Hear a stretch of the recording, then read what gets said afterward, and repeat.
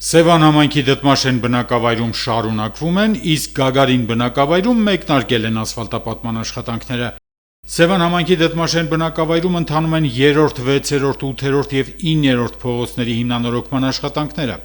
2025 թվականին հաստատված սուբվենցիոն այս ենթածրագրի շրջանակներում իրականացվելու է 7700 քառակուսի մետր տարածքի ասֆալտապատում։ Նախատեսված է մայթերի սալիկապատում, եզրաքարերի եւ վաքերի տեղադրում, ջրահեռացման համակարգի կառուցում։ Ենթածրագրի ընդհանուր արժեքը 98 միլիոն 400 հազար դրամ է, պետություն համայնք 50% համաֆինանսավորմամբ։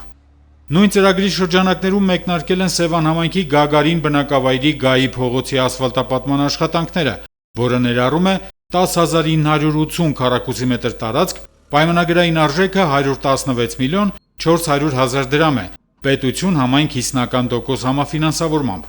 Գայի փողոցի ասֆալտապատման աշխատանքների իրականացումը ճանապարհաշինական առաջնահերթությունների ցանկում էր, որի լուծմամբ բնակավայրը կունենա բարեկարգ եւ ներկայանալի եւս մեկ փողոց։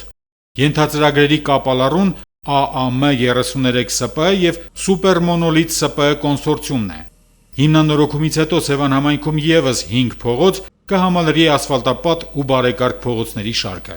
Տեղեկացնենք, որ հիշյալ սուբվենցիոն ծրագրի շրջանակներում 2025 թվականին իրականացվել է 2 ենթածրագիր Վարսեր եւ Ծովագյուղ բնակավայրերում։